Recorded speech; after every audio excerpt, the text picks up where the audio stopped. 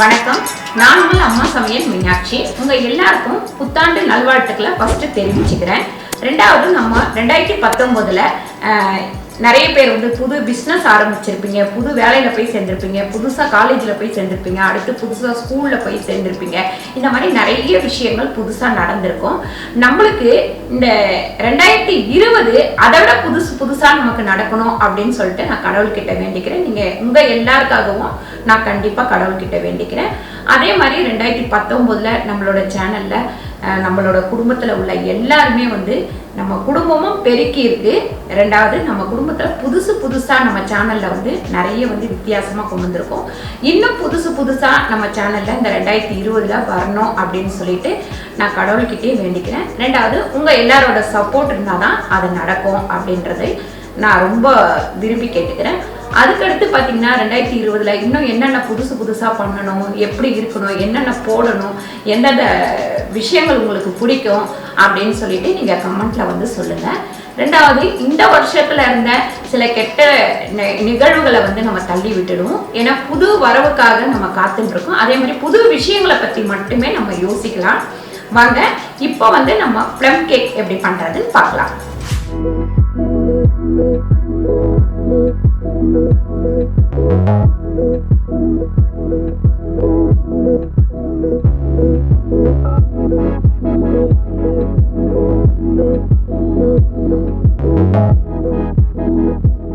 இப்போ நான் 1/2 kilo grapes எடுத்திருக்கேன். ஃப்ரெஷ்ஷான கிரேப்ஸ்லேயே நம்ம ஜூஸ் எடுத்து அதுக்கப்புறம் ப்ளம் கேக் செய்ய ஆரம்பிக்கலாம். ஃபஸ்ட்டு இந்த கிரேப்ஸை போட்டு நல்லா அரைச்சி எடுத்துக்கலாம். பாருங்கள், ஜூஸரில் போட்டு நம்ம இந்த திராட்சையை போட்டு நல்லா ஜூஸ் எடுத்துக்கலாம். ஃபஸ்ட் இப்போ நம்ம அரைச்சி எடுத்த இந்த கிரேப் ஜூஸை இன்னும் கொஞ்சம் நல்லா வடிகட்டிக்கலாம்.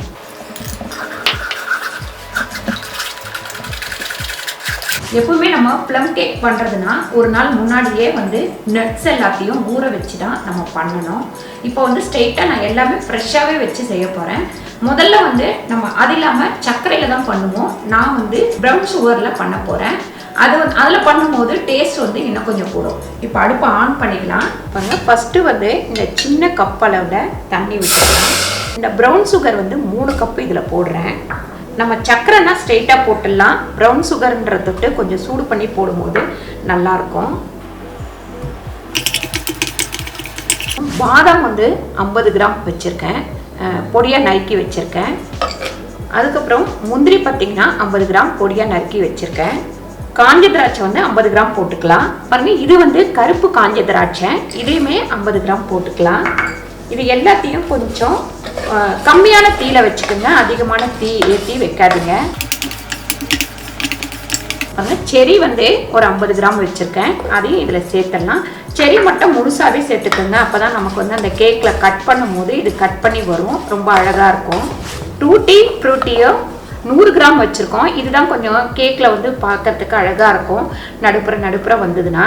இப்போ இது ஏன் நம்ம ப்ரௌன் சுகரை இந்த மாதிரி காய்ச்சறோம் அப்படின்னாக்கா, இந்த நட்ஸ் எல்லாமே உங்களுக்கு நல்லா ஃப்ரெஷ் ஆகிடும். ரெண்டாவது சாஃப்டாகவும் ஆகிடும். அதனால தான். இல்லைன்னா நம்ம 2 நாளைக்கு முன்னாடி கிரேப் ஜூஸில் இதை நல்லா ஊற வைக்கணும். இப்போ நம்ம இந்த கிரேப் ஜூஸை இதில் ஊற்றிடலாம். தீ கம்மியான தீயிலேயே வச்சுக்கோங்க. ஒரு 2-3 நிமிஷம் நம்ம இது சூடானா போதும், அதுக்கு மேலே நமக்கு சூடாக வேணாம். பாருங்க, இந்த அளவுக்கு சூடானா போதும். இது இப்போ நல்லா ஃபேன் கடியில் வச்சு நல்லா ஆற விட்டுறணும், ரொம்ப சில்லுன்னு ஆயிடணும். பாருங்கள், ப்ளம் கேக்குக்கு ஏலக்காய் 3, அதுக்கப்புறம் பார்த்தீங்கன்னா பட்டை ஒரு 2 பீஸு, லவங்கம் ஒரு 5, அப்புறம் ஜாதிக்காய் பொடி. ஜாதிக்காய் உங்களுக்கு முழுசாக இருந்தாலும் திருவி போட்டுக்கலாம். இது பொடியாகவே இருக்குது, இதையுமே நான் இதில் போட்டுடுறேன். ஒரு 1/2 ஸ்பூன் ஜாதிக்காய் பொடி. அதுக்கப்புறம் ப்ரௌன் சுகர் 2.25 கப்பு வச்சுருந்தேன். இது ஒரு 1/4 கப்பு சர்க்கரை, இதையே சேர்த்து அரைச்சிக்கலாம். ஏன்னா இதை மட்டும் தனியாக அரைச்சிங்க அப்படின்னா அரைப்படாது, அதனால இந்த சுகர் சேர்த்து அரைச்சிக்கலாம். பாருங்க, சூப்பராக அரைப்பட்டுருச்சு. இந்த வாசனை ரொம்ப சூப்பராக இருக்கும். ரெண்டாவது, இந்த பட்டையோட வாசனை தான் நமக்கு இந்த கேக்கில் அந்த வாசனை வந்துட்டே இருக்கும். ஃபஸ்ட்டு 5 முட்டை உடச்சி வச்சுருக்கேன், இந்த பவுலில் சேர்த்துக்கலாம். பாருங்கள், எப்பவுமே நம்ம கேக் மிக்ஸ் பண்ணுறோம் அப்படின்னா இந்த மாதிரி பெரிய பவுலாக எடுத்துக்கோங்க, அதுதான் நமக்கு வசதியாக இருக்கும். பாருங்கள், இந்த முட்டையை மட்டும் லைட்டாக கம்மியான பீட்டில் வச்சு நம்ம பீட் பண்ணிக்கலாம்.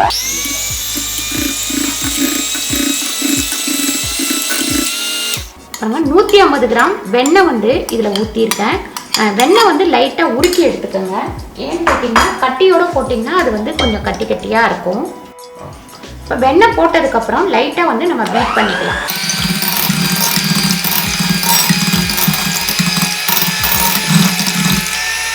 5 பவுல் வந்து நான் மைதா வச்சுருக்கேன், அதாவது 1/2 கிலோ.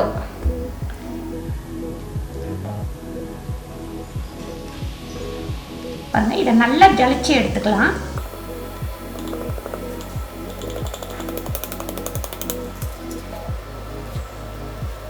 பாருங்க, 1/2 spoon baking soda, 1/2 spoon baking powder, 1/2 spoon salt, 1 spoon vanilla essence, அதுக்கப்புறம் நம்ம பொடிச்சு வச்சுருக்க இந்த சர்க்கரை, பட்டை, ஏலக்காய் இது எல்லாத்தையும் நம்ம இதில் கொட்டிக்கலாம்.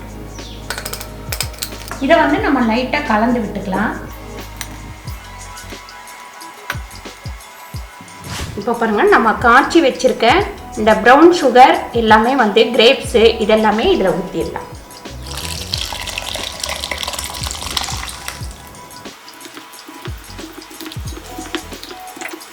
பாருங்க, இந்த அளவுக்கு நமக்கு இருந்தாக்கா ஊற்றி வைக்கும் போது கரெக்டாக இருக்கும். இப்போ நம்ம ஊற்றி வச்சுக்கலாம். பாருங்கள், ஃபஸ்ட்டு ஓவனில் வைக்கிற பாத்திரத்தில் நம்ம ஊற்றிடலாம்.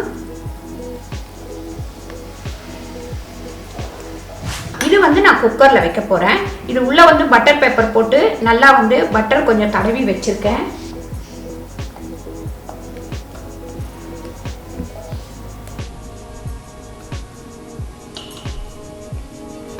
பாருங்க, இது வந்து நல்லா கொஞ்சம் தட்டிடுங்க. உள்ள பபுள்ஸாக இருந்ததுன்னா நமக்கு வந்து கேப் இருந்ததுன்னா ஒரு மாதிரி இருக்கும். இப்போ ஓவனுக்குள்ளே வச்சிடலாம். 20 நிமிஷம் நம்ம வைப்போம். பாருங்க, இந்த பாத்திரத்தை நம்ம ஓவனுக்குள்ளே வச்சுக்கலாம்.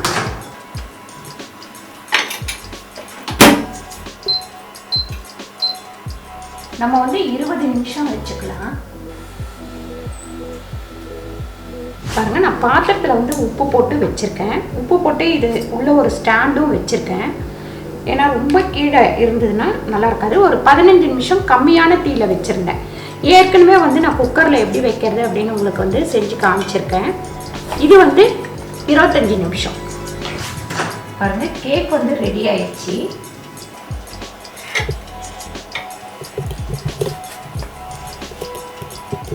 பாருங்க, இந்த மாதிரி ஸ்டிக்கு வச்சு உள்ள இந்த மாதிரி விட்டு பார்த்தீங்கன்னா உங்களுக்கு வந்து தெரியும். பாருங்கள், ஒட்டாமல் சூப்பராக வந்திருக்கு. இப்படி கையிலையுமே தொட்டால் நமக்கு வந்து ஒட்டலை, நல்லா சாஃப்டாக சூப்பராக வந்திருக்கு.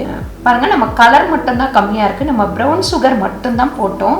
ஏன்னு கேட்டிங்கன்னா நிறைய பேர் வந்து சர்க்கரையை வந்து நல்லா நம்ம கொஞ்சம் இதுவாக்கி தண்ணி விட்டு ஊற்றுவோம். அந்த மாதிரி ஊற்றும் போது தான் கலர் வந்து ரொம்ப டார்க்காக வரும். இப்போ இதை நம்ம ஓப்பன் பண்ணிக்கலாம்.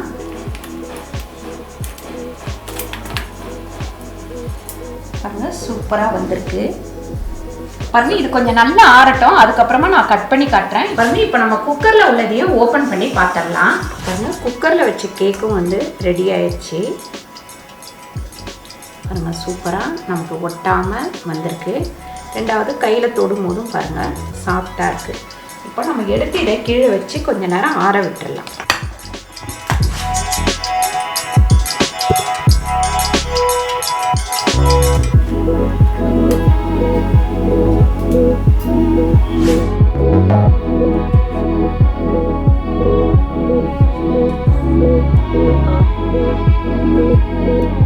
இந்த வீடியோ உங்களுக்கு பிடிச்சிருந்தா லைக் பண்ணுங்க, ஷேர் பண்ணுங்க, சப்ஸ்கிரைப் பண்ணுங்க, Facebookல ஷேர் பண்ணுங்க, மறக்காம கமெண்ட் பண்ணுங்க.